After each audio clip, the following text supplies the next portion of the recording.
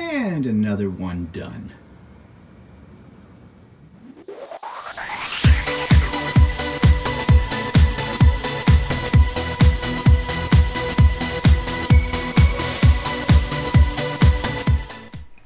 Good morning, everybody. It's Stephen here for Bland Designs, and this is my weekly vlog for July the 22nd, Monday, July 22nd, 2019, and hope everybody had a good weekend and had a good week last week. And let's get right into things. So behind me, you can see my finished pineapple quilt. That's what the pattern is called. I have been showing this to you in bits and pieces over time, but now it's completely done. I took it over to the long armor last week and I long armed it, and I added the binding, and it's all done, and it's now ready to go into the quilt show in November from my guild. I'm really pleased with this. I know the quilting's difficult to see on camera, but basically what I did was I did a pantograph of pineapple tops, and they're upside down and upside right in here, and I did it in a fairly light colored thread because just in case I made a lot of mistakes, it wouldn't be that noticeable. I am getting better at the long arming. This is not free motion, mind you. This right now is doing something called a pantograph. A pantograph is a pattern that you basically follow with a laser light, and wherever the laser light goes, so does your needle, and it sews it in. Here's the back. It's a very light back. It's actually a gradient fabric. You can see, maybe, let me move over to this side. Maybe this will make things a little easier. So you can see up near the top, it goes into a gradient. So that's all done, and I've got one more to quilt at the long armors, and I have another one that I have to quilt here at home, and I'm not sure what I'm going to do with that yet, but we're going tomorrow to the long arm place, and I'll be quilting my starburst, and when I get that done, I'll show that to you as well. So moving on, YouTube channel of the week is about quilting. Mom and Pop Quilt Shop. We had thought of stopping in at their shop when we went for our weekend, my birthday weekend there, a weekend ago or so, but changed my mind because after doing further investigation, they're pretty much into doing custom long arming. They're not really a full-fledged fabric store. So, and we didn't feel that at that point in time it was worth the trip to their store because it was a little off our pathway that weekend. But nevertheless, I do watch their videos and find them quite informative. So here's Mom and Pop's Quilt Shop. This week's YouTube channel is called Mom and Pop Quilt Shop, and this is a local couple who run a business online and out of their home in a little place called Hillsboro, which is not all that far from where I live. Well, it's probably about an hour.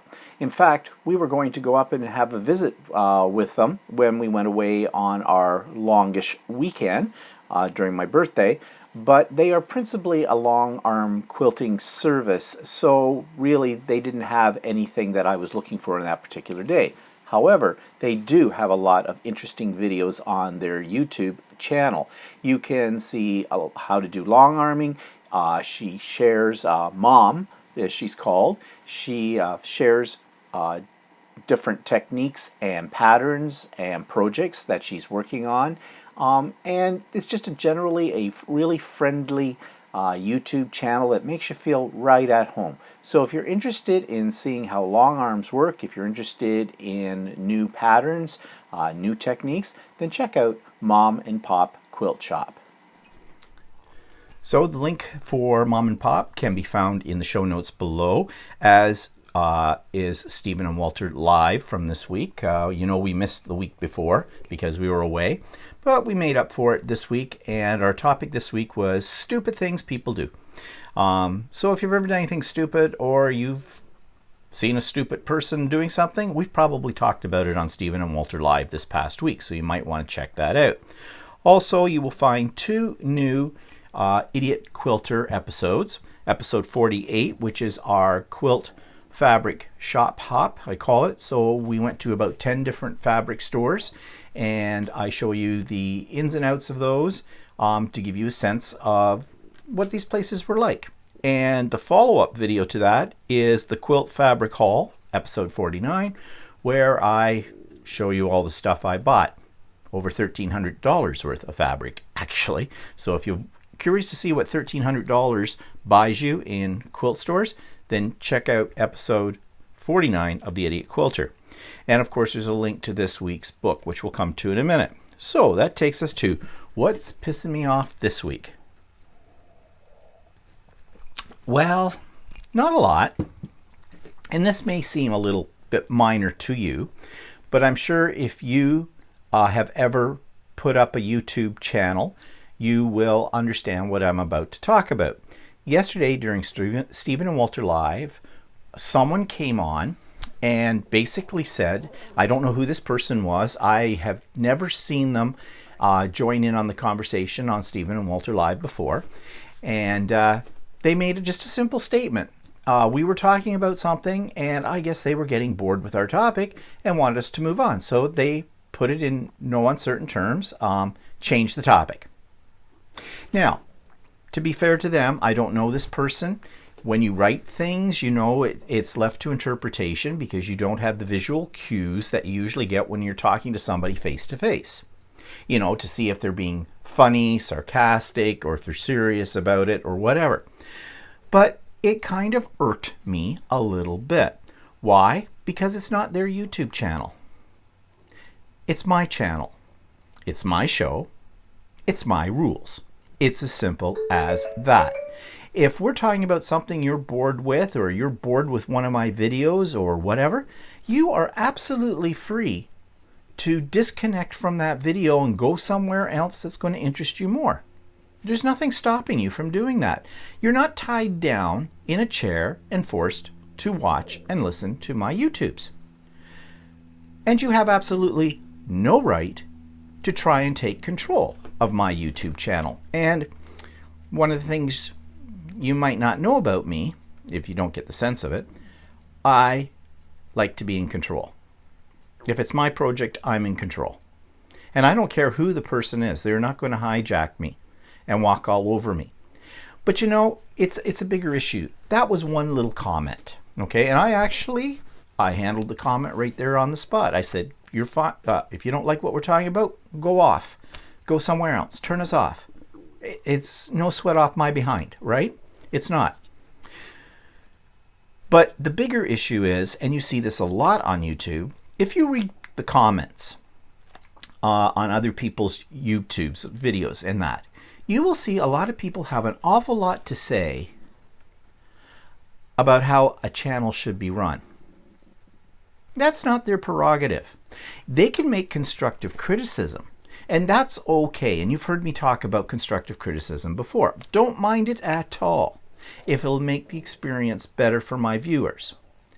But just to come out and say, well, you should do it this way, or you got to move on to this or do something else. No, not your right to say something like that at all. People, I think, in social media in general seem to forget that behind the social media, behind the YouTube videos that are on YouTube, there's real live human beings on there. Some people spend hours and hours and days and more trying to perfect their videos. I'm not one of those, as you can tell. A lot of people have got they're sort of very much invested in what they put up on YouTube because it's their business. And I am sure those kind of people that are using it as a business, that are making money from it, you know, it's their livelihood, I think they do appreciate from time to time having constructive criticism because they want to increase their audience, because it increases their revenue, and they want to do a good job. Okay, that's fine. But that's constructive criticism, not comments that say, okay, I'm bored with you now, move on. No, I don't answer to that. You know, snap your fingers, not going to happen. I used to tell kids that in school. If they wanted my attention, they put their hand up. I will get to them. One of me, 35 of them, you know, kind of a thing. But the one thing I warned them about, if they wanted to get my goat, snap your fingers at me. No. You know, putting your hand up and snapping, like, not a servant. Not a servant. I used to tell them that. I will get to you. I will help you out with whatever problem. You just have to be patient and wait your turn. It's kind of a similar thing that happens to me when someone makes a comment, like what I just mentioned. It may have been done all in innocence. As I said, it was one sentence. That was all it was.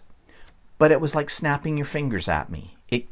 The hair went up on the back of my neck, and I go into like, oh no you didn't mode. That kind of thing, talk to the hand kind of a thing. I don't know what that says about my personality. Maybe I am a control freak myself. I don't know. But I can be a control freak when it's my property. And YouTube videos are my property. Simple as that. So as I said, if you don't like something I say, if you're bored with a segment or with my videos or whatever, by all means, don't come back to me. I do that. I don't lash out at the creators. I watch it and I say, okay, this isn't really the YouTube kind of thing for me, so I'm not going to spend any more time on it. Simple as that. And I move on. I mean, you can please some of the people some of the time, and the rest of that saying. So that's the only thing I'm pissed off at this week. Just that kind of comment. Now, it could have been a troll. I don't know if that person was a troll. I don't think they probably were. I think they were a lurker, which is fine. I don't mind lurkers on Stephen and Walter Live. Sure, we'd love for you to get involved, but that isn't how to get involved. So who knows? Maybe they're having a bad day. Well, whatever. Rain on my parade, I kick you out of my parade. Simple as that.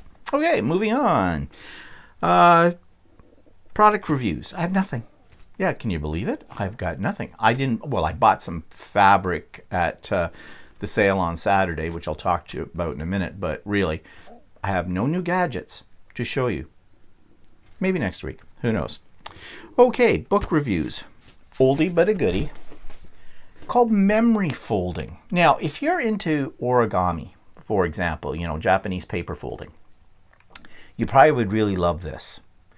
If you're not so much into origami because you find it like me, I can never do it. I'm all thumbs with that. Then this book's for you as well. Memory folding. So what it is basically showing you how to take paper and fold it in such a way that it makes interesting shapes and frames and borders for your scrapbook pages or for your cards. And there's some really interesting things in here that people have done. If you want something, a stylized type of flower, well, they've got that in here. This booklet even has pages you can photocopy and fold them up for different shapes. I think it's called tea bag folding. Yes, people actually use tea bags to do some of these kind of things. But they're very small. They can be somewhat intricate, but this book shows you step by step, lots of color pictures along the way to show you how to do this. Now, I haven't done this in quite a while, and because, quite honestly, I forgot about this technique. So that's one advantage of me going through my stash of books. I'm revisiting some techniques that I used years ago and that, haven't used in a long time, so what's old is new again, kind of a thing. So it's called Memory Folding. It's by that company, Memory Makers, which doesn't exist anymore. Can you get this book? Because last week, the book I told you about, I showed it to you, but can't get it. This one, yes, you can. And it's on Amazon.ca from, get this, 1 cent up to over $20. It's in used format only, so you have to click on used books for it, and you'll see a whole list, and you'll see all kinds of variety of prices. I think the one for 1 cent had shipping of about $3, $4 for it. That's in Canadian, okay? So cheaper for Americans. But it is a decent book. It's a technique that I don't see a lot around anymore. I don't see people doing this kind of technique. So, like I said, maybe we can bring it back. So everybody get this book, and we'll all do some memory paper folding. Maybe I should do a video about doing some of these things and see how that works out. I'll put that on my list of things to maybe do. I have long lists of things to do. So that's the book of the week, and that takes us now to our next segment in our iCraft Diary Scrapbook. This is the project we're working on right now. And just as an aside, one of my regular viewers to Stephen and Walter Live and to the vlog as well, Debs, Shady Lady is what she's known as. She reached out to my scrapbooking store here in my town, and I guess she ordered some of these, and they're shipping them to her in the UK, free shipping. So if any of these you're interested in, and they're not easy to get, I don't know, besides my own scrapbooking store, who else is handling these. And I don't know if you can go to the company. Their website doesn't seem to work very well and get them directly from them. They are in India, okay? You can go to classact.ca. So classact, all one word, CLASSACT.ca. And the owner of the store is Carol. And you check out her website, but there's also a contact page there, and you can contact her and say, you know, I'm interested in getting, I think she's got these up online as well, so I think you can order them right on her webpage site. But, you know, you can contact her and give her a little time to get to you. She's a busy lady, but she will get back to you, or one of the people working for her will. And they're a great staff. And see what you can get, what she'll give you. She's very reasonable in her prices. And I mean, Shady Lady says she's getting free shipping to the UK. So I guess that's what Carol will do. Tell them Stephen sent you. She'll know exactly who I am. I'm there a lot at the store, used to work for her, and I still do my art journaling out of her store as well. So anyways, here's the second installment of the diary scrapbook, where I'm showing you how I've added the background papers. So in this segment, I want to show you how I adhered my background papers to each section of the iCraft diary scrapbook. And this is the paper pad I decided to use. It's a graphic 45, and it's called Quilter. And you can see that it's got fashion designs. Looks like old posters, maybe French posters of fashion at some point in time. And there's a lot of little cutaway elements that I will be using in the segment after this one for embellishing the album. So I did a little preparation work before I started the video, and on my Cricut Maker I went in and I figured out my measurements for my page panels, and so they're all cut down about 1/4 of an inch smaller than the actual panels in the diary scrapbook. And I labeled them as well, because there's a lot of pieces here. So I just put sticky notes on them and labeled them according to the sections. And I used the numbering system that was used by the iCraft people. Also, I went around the edges with some ink, and usually I use a dark brown or a black, but this time I thought I'd use a kind of a rosy color. This is what it looks like, just because there's little flowers and things in here that are that kind of shade, so I thought I would just complement the shade. So I'm just going to set these over here for a moment, and I'm going to bring out the other album that was in the kit. There were two, remember, one's in black cardstock, and that one I used as my prototype to figure out where the pieces go, and this one is in craft. And I am going to build the album piece by piece by just sticking on my background elements as I need them. That way I don't have to work around little corners or other pieces that are already on here. So here's my base piece number 1 they call it. It's the only base piece. And I have folded along the scoring lines. Now, I'm just going over them again with my bone folder, because you want these to have a really good crease to them, because they actually serve as the hinges for the book. So just going over each one of them. The more the book gets used, the more worn in those hinges will become. Right now it's a little bit on the stiff side. And I'm going to start on the outside, which is here, and here. And this is actually going to be the cover of our book. So I'm going to grab my cover pieces. I needed to cut 8 of these. And I'm just going to select one here to act as my cover. And I'm thinking right now this one, ooh la la, it says. And I'm going to put that on. Now what I've also done is I've already put my two-sided tape and I rounded my corners on most of these pieces, since I think that just gives the album a nicer finished look. And once I get these stuck down, I will go around the edges of the foundation, the base piece, with my rose-colored ink, the same as I used on these pages. So let me grab my pick here and get started. The reason I put the tape on in advance and I did the shadowing with the ink in advance is because I think you know how to do that, and that just makes this whole section a little bit longer. So I'm just going to eyeball it here to center it. So there's my front. This will be my back cover. So I'll use, I think I'm going to mix these up a little bit so there's variety.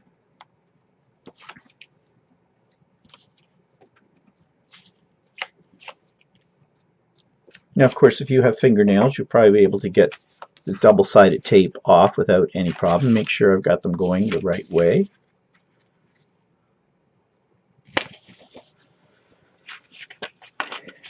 And there is a spine area on here, and I did cut a spot for that, and that would be this piece that says outside spine.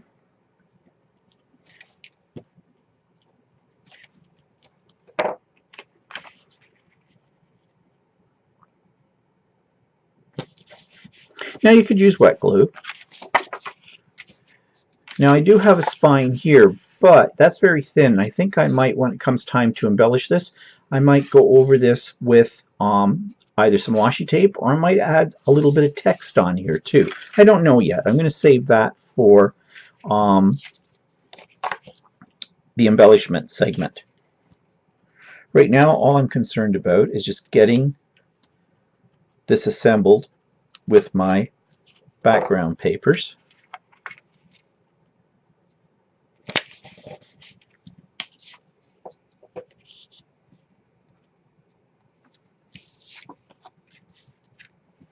Maybe some variety here.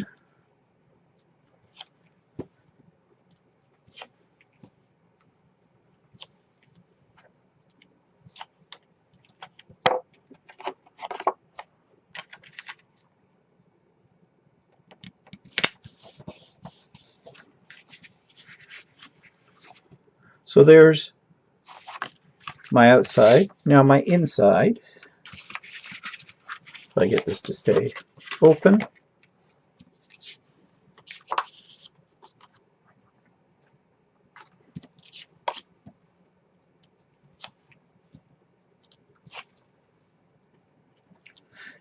now as I said, I used my Cricut to cut out these pieces. The reason I do that is because if I want to make a future one of these, I'll already have at least the background panels already created.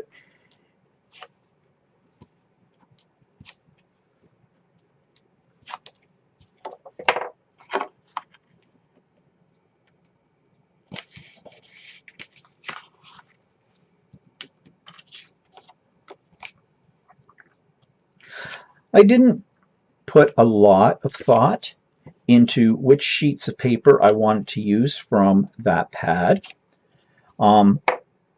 It's up to you. I find that because they're in one pad, everything coordinates, so it really doesn't matter what you use. You just really can't go wrong. And that's what I like about paper pads in general, because usually everything in them is coordinated. It takes the thought process out of it for you. Okay, now of course I have these and this spine here. Now I did not cut a bigger piece for that, and I probably should have, but I'll worry about that later on. So there, I've got the basic, and here, as I said, I would probably put some washi tape or something else. So there's the inside and outside. Now, let's get rid of some of these little pieces here out of our way, and let's move on to the two pockets. And here they are here. That's pocket 11 and pocket 8. And if you remember, pocket 11 goes here, pocket 8 goes here. So I've already got the tape on here.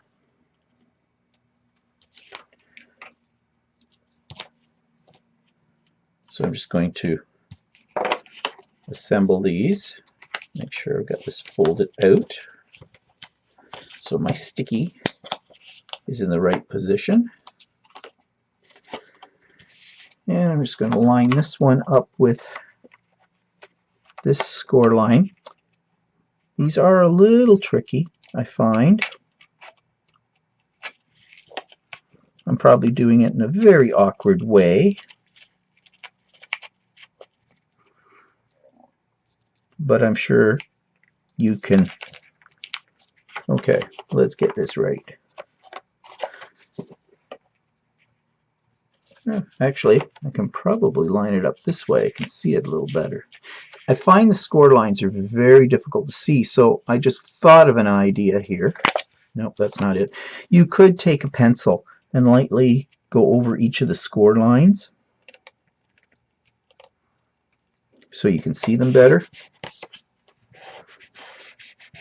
Could be my lighting as well. Okay, I've got the base down. Let's just take the bone folder, varnish that to make sure it stays down. And we'll do this side. Fold that under. Oops, that came off. Now, wet glue might be to an advantage here because you have wiggle room, but I decided not to use any of that. Okay, I've got pocket 11 on, and let's just flip it over here and let's put on pocket 8. The numbering system of this kit does not make a lot of sense to me because we're not doing it by number order, but maybe that wasn't something that's important to the designers of this. I don't know. So this one's going to go over here.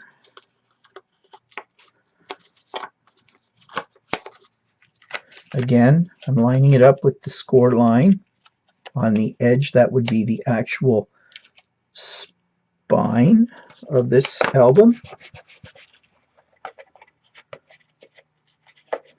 Fold those two edges in.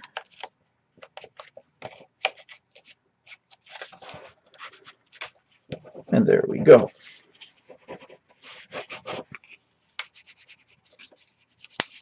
Okay, now let's find our pieces for that. So I marked, this is pocket 11. And this is pocket 8. So let's take 11 first.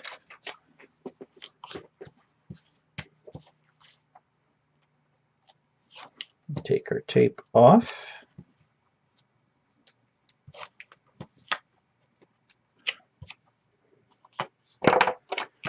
And we'll just center it here.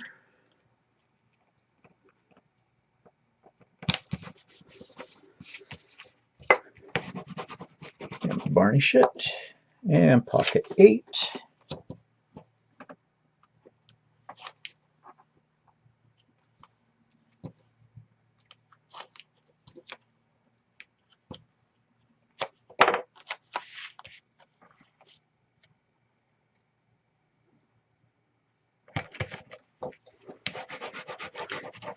Now, before I go any further, I think I'm going to take out my ink.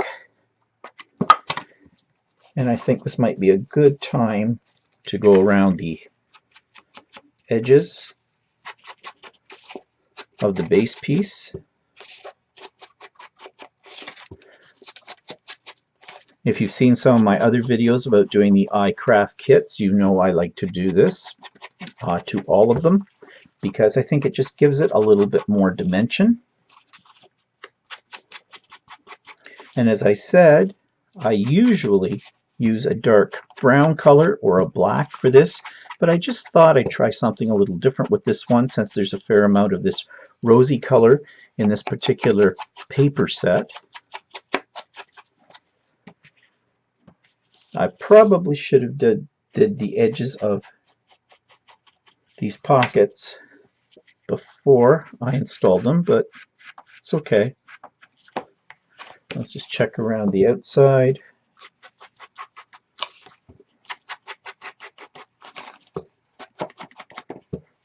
Now, I don't think this technique is probably new to anybody that's been crafting for quite a while. This is pretty much a standard go-to idea of finishing off your pages, whether it be in an album or even a scrapbook layout or a card.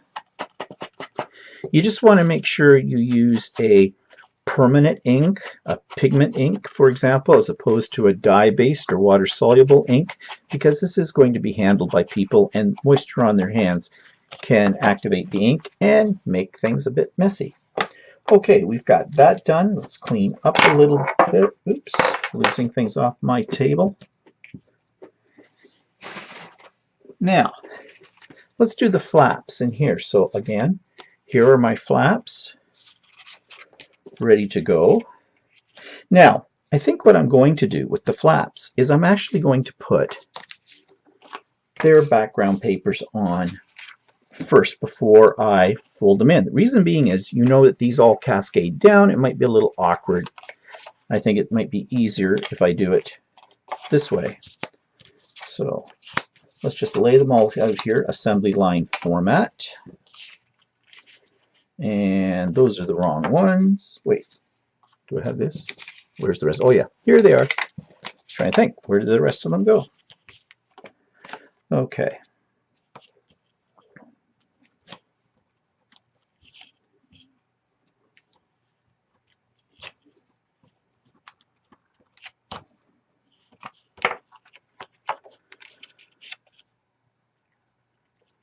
So that'll be the outside. So I think I'll alternate it. I have these, the ones that look like pattern pieces, and the ones that are more the colored. I think I'm going to alternate on each one between the two.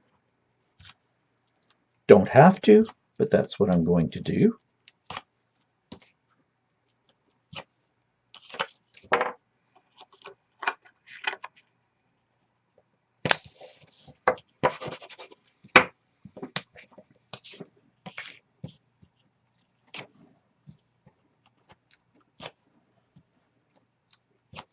Once you get going on this, you can do it sort of in assembly line format, like what I'm doing. Put all your tape on everything first. Of course, if you're using wet glue, that's not going to work. So that's another advantage of using the tape. You can prep your pieces first.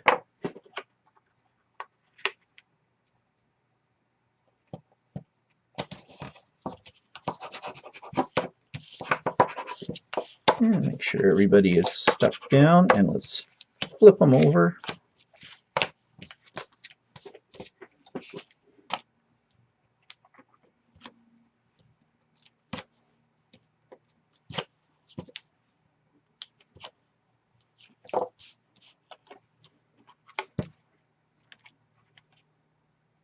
Now let's think about this for a second.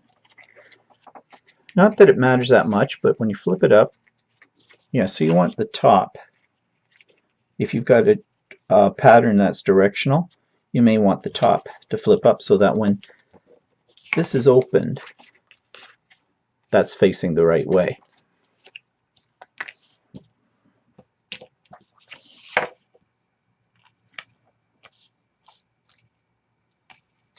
Just make sure. Sometimes I get mixed up, which is easy to do.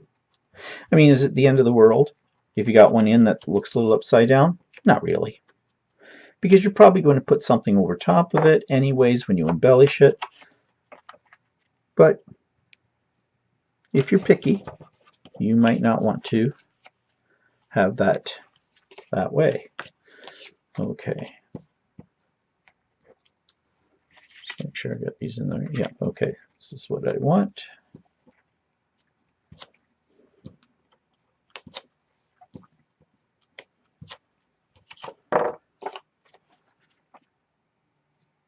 Now, just to keep myself straight too, I did write on each one of these flaps, or all the pieces actually, what piece they were according to the layout that was given in the instruction sheet, just to keep myself straight.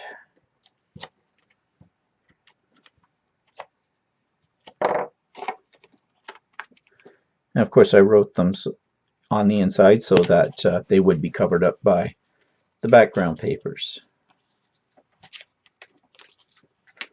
Okay, now we can assemble this section.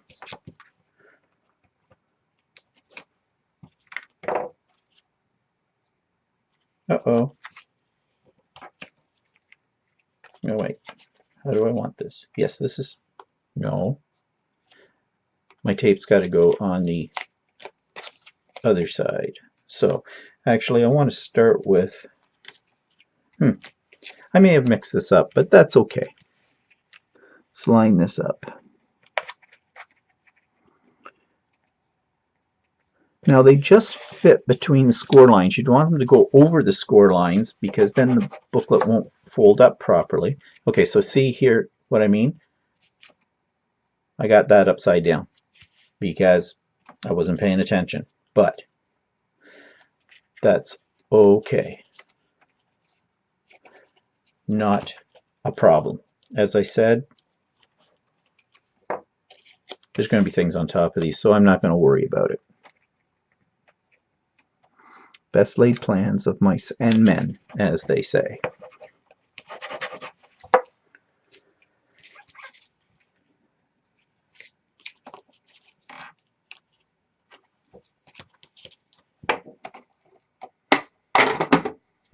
Oops. Okay. And of course, I'm just butting these up to where the fold is. Each one trying to keep them straight. Now, of course, you have that is exposed. So again, if that bothers you, then you might want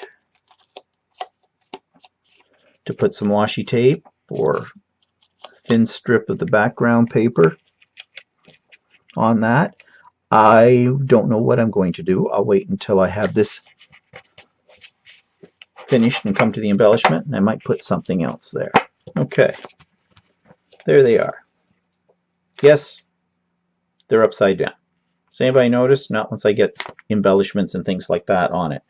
Okay, the next part of this is to put in that little belt 10, they called it. So again, I'm going to decorate it first. And I made the belt 10 so that it is going to go over the fold piece, the crease line. So once I've put this on both sides, I'm going to have to rescore before I glue it down.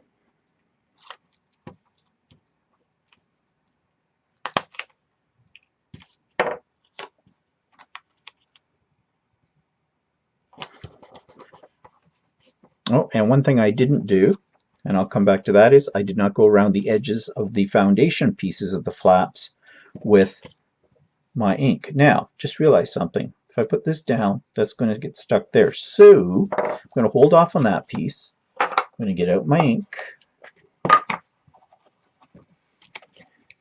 And I'm just going to go around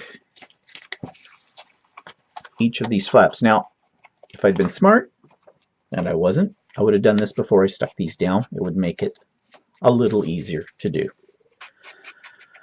These are things you pick up as you work on these kind of projects.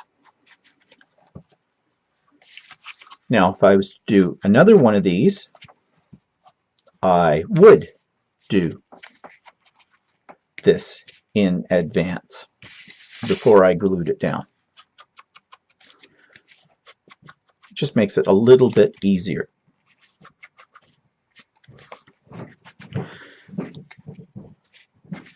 Okay, so I've got that done, and I'm just going to take this piece and do the same.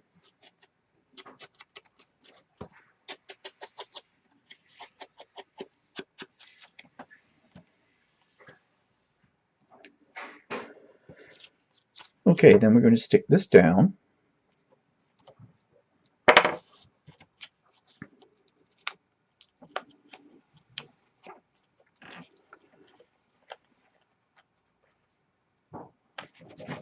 Okay, there we go. Make sure it bends up on there. And now, just before I put the cover piece on here, and I realized something else. See, when I do these, you get to see and learn with me. I've actually got, because I put that down on the inside there, this piece is going to be too long. So all I'm going to do is I'm eyeballing it, and I'm just going to take my scissors and I'm going to cut off about 1/4 inch.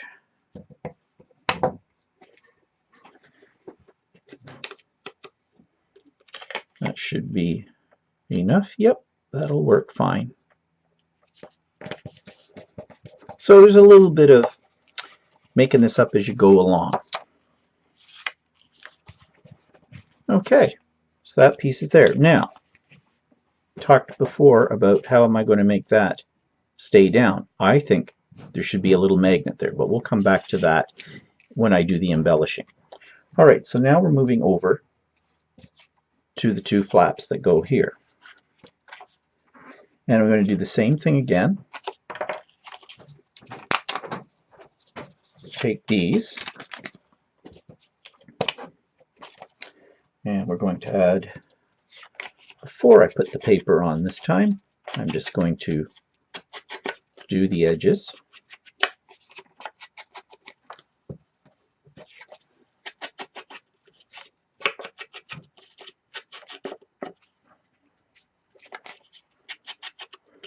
And I want to make sure it's on both sides, so that's why I'm flipping it over. Give a little bit on the creased part.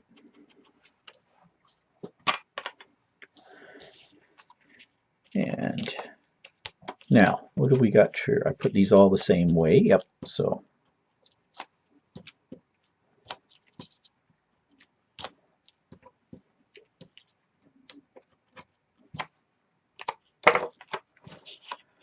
this will be opening that way. So let's see if we can get them on the right side,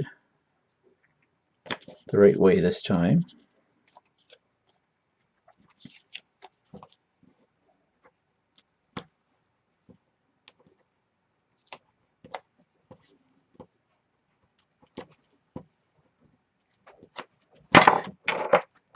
And I lost my ink. Okay.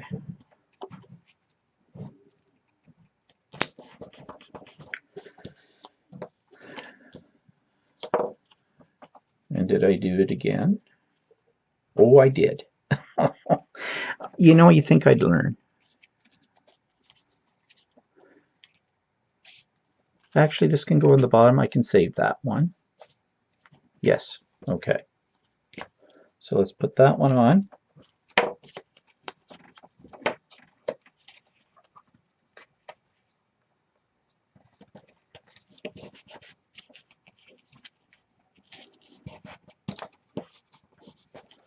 Okay, now let's make sure we get this part right.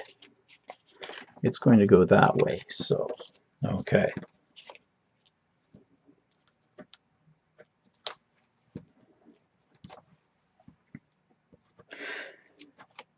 Now, I could have tried to have pulled those ones off, but I have a feeling it would have ripped my paper or the foundation that's on here. Let's see, so that's going to open up that way.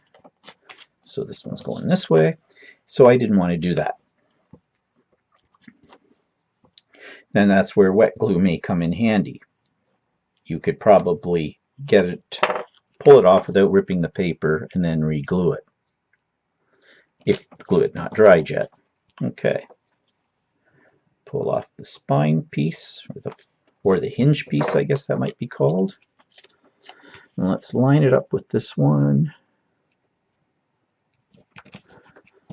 And down it goes. And there, we've got those ones in the right spot, at least. Now, if you remember, there was a piece called a tag, and they showed that it was being used as a flap on here, which I don't know if I like or not. So I haven't put any tape on this, but if I put some tape there, that might hold it in okay. I may have to use a magnet on it. So what I'm going to do is, first of all, ink my edges.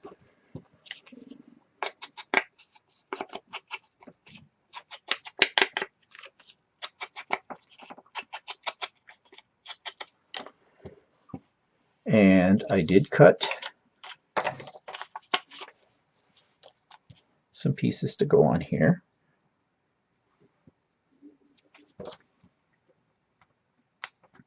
These ones I don't have to worry about a top and a bottom because the pattern is just repeated. It is not directional.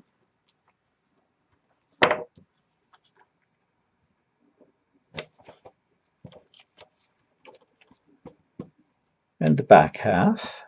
When I was first designing these in the Cricut Maker, I had to make sure that on some of these that I doubled the number because I was forgetting that there was a front and a back.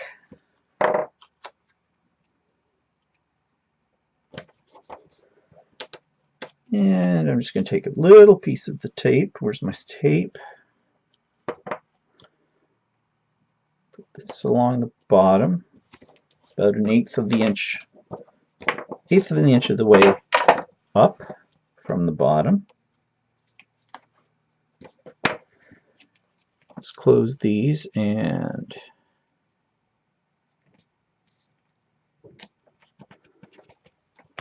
that kind of works. Okay, so there I might get away without having to put a magnet, but this one I'm definitely going to have to put a magnet on there. So now I have the belt, and this is the belt piece.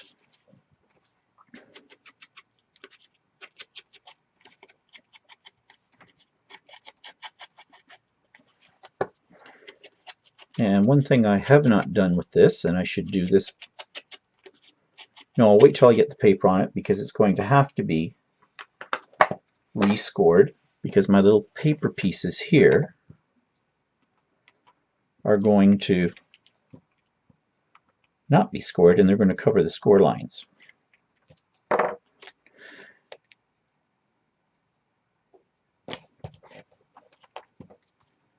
Of course, when you add the background papers, as you probably already know, you are strengthening the overall album, which is a good thing. Okay, so I'm going to rescore this. So I'm going to take a ruler, and I can see where my score lines are on here, so I'm just going to lay that down, go over them a couple of times with my bone folder.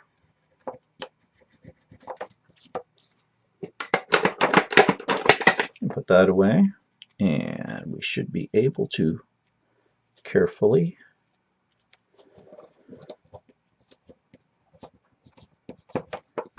one,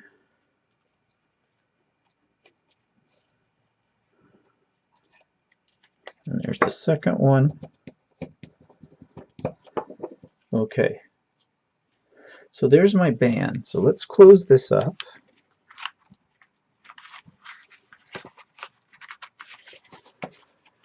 And this is going to go right in here, so I'm going to put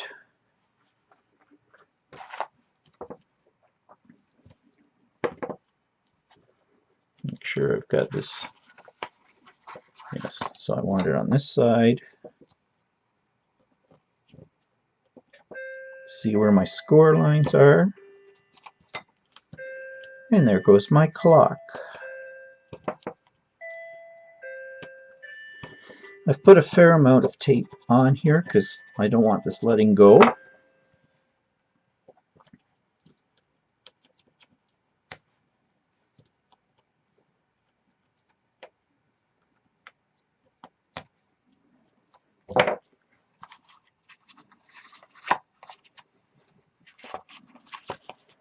So I'm just going to put it in the middle, match that score line up with the other score lines. Now, as I said, at first, squaring this up is a bit of a pain, but if I put some rubber bands on it, let it sit for a day or two before I get around to embellishing it, then I should be fine. So, I do need a magnet on there. So I'm going to look for my magnets and come back and show you what I've done with that. So I did add some magnets to this, and again, ideally you want a really strong magnet that you can put underneath the layers of your background paper so they're not seen. The strongest magnets I have are these silver ones that they are really strong and will hold. Unfortunately, they're a little thick too, so putting them underneath the background paper would make a lump. So I thought I'd just go with, they're silver, so they look fine. So here, as we open it up, I did decide to put another magnet on here to hold these flaps down, and I did the same thing. And I just glued them down with Gorilla Glue, my glue of choice. As you may have known if you've seen some of my other videos about putting these booklets together, I love the super glue by Gorilla. It sticks everything and dries very, very fast. So there we have it, the whole little scrapbook booklet, starting to look like something now. Has all the background papers. And now all I need to do is do the embellishment, and we'll do that in the next segment. So next week I will be doing the final embellishing and adding inserts to the little diary. So that'll be on next week's vlog. Okay, so events in the past week. Update on my mom. Always give you an update on my mom. She's doing fine. Funny story. And I mentioned this on Stephen and Walter Live yesterday, so I'll do this quickly.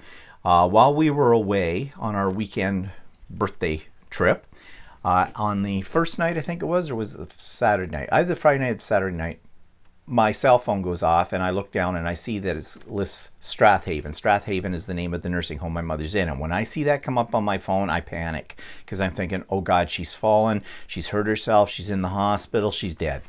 All those things go through my head. Well, it was none of those things. And at the time, I was a little frustrated with it because there wasn't anything I could do, but it solved itself. Basically, they came in, picked up her clothes to, go take it down to the laundry room to be washed and that. And when they came back up, my mother says, oh, I think I wrapped up my teeth, her bottom set that she's got, she just got dentures, in a Kleenex, and I left them in my pants pocket, which had gone down the laundry. So the staff went down, searched the laundry room, could not find them. When they came back up, so they called me to let me know about this. I don't know what I was going to be able to do about it. I was a little ticked because those teeth cost $3,100 in the whole bit. And I also am not quite sure whether or not that was done on purpose by my mother because she's really not liking the teeth, which I anticipated.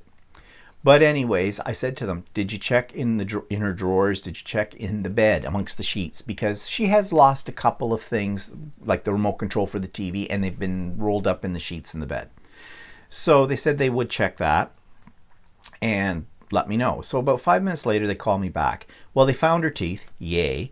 My mother says, oh, no, maybe I didn't put them in my pants pocket. They might be in my wheelchair. Now, okay, I love the staff where she is. They are excellent, okay? So this is not a criticism of the staff, but I would have thought that maybe the first place someone would have looked for something like this would be in the wheelchair, because my mother's in the wheelchair all the time. And, where else is she going to put them? Kind of a thing. Well, anyways, they checked the wheelchair and there were the teeth. So, problem solved. I also wonder because my mother knew we were going away for the weekend, and my sister was away at the same time. She was on holidays at her husband's family's cottage, kind of a deal. And sometimes you don't know whether or not that's just my mother trying to get a reaction out of me. I don't know. I mean, is my mother that evil? Yeah, she is. But anyways, the rest of the weekend was calm, so that was a good thing. Just a little funny aside there. So you already know that I went to the Long Armor and did my quilt. Each time I go, I learn something new about the whole using those big, huge machines and whatnot. And yes, I would love to have a long arm. And I think eventually I will have a long arm. We've actually talked about where we could put it, and we do have a spot where it would fit. Price, well, if we don't get the computer software, which now I'm thinking, it would be nice to have, but really that's more for people who are doing this as a business. You could live without the software, as I'm finding. I mean, you can always do the pantographs, and they're easy, but we are taking a boot camp, they call it boot camp, in September to learn how to do free motion quilting using the long arm. And I think after we take that course, we'll have a much better idea about how these things work and whatnot.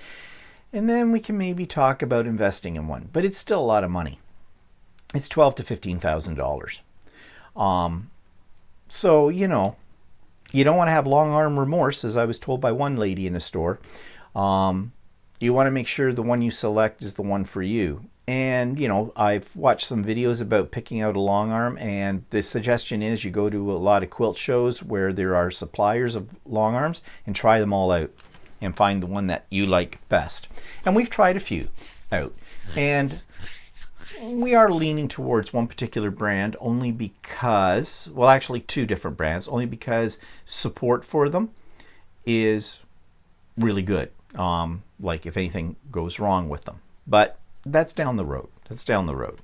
So, speaking of sales though, Ultimate Sewing, you've heard me talk about Ultimate Sewing. That's my local sewing store, fabric store. They were having their annual tent sale where they've got a lot of sewing machines on sale and also used sewing machines. Now, we didn't need a sewing machine, although Walter was sort of looking at an embroidery machine, but he's trying to justify the money to spend on it. It's not like my embroidery machine. It's an embroidery machine that doesn't sew, it just does embroidery. And it's, they had them on sale. I think it's, what was it? 4,000, something like that. Might have been a little less than that. But it's still a big chunk of change to spend on something that he's not completely sure of that he would get that much use out of. I already have an embroidery machine. If he wants to use it, he can use it. Maybe. I am kind of possessive of my equipment. But no, if he really wanted to do something, I'd show him how to do it, and away he could go. But he didn't buy one of those. We did buy fabric, though. I'm not going to bother showing it to you because it's basically fabric that is the end of the bolt kind of a thing. It's discontinued, stuff like that. We didn't buy a whole lot. But you can't resist when something's on sale, right? I mean, she was selling it at $4 to $8 a meter when regularly this stuff is $14, $15, $16 a meter.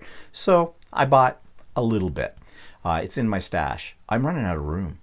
I've got so much fabric, I'm running out of room, and that's scary. And I've heard this problem, this is a common problem amongst quilters. So anyways, it's a happy problem, I guess.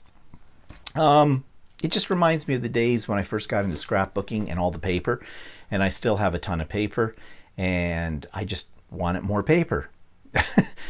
Now it's fabric. Okay, so that's what we were up to last week. So nothing terribly exciting. I'm just looking at my notes here. What's coming up? We have doctor's appointments this week. This doctor, as you've heard me mention before, is very thorough. So last time she was concerned about us having hyperactive thyroids, which was out of the blue, really. I mean, my mother does have a hyperactive thyroid, and she's on thyroid pills for it. So it's a possibility this is hereditary, but both of us? We have different mothers, okay?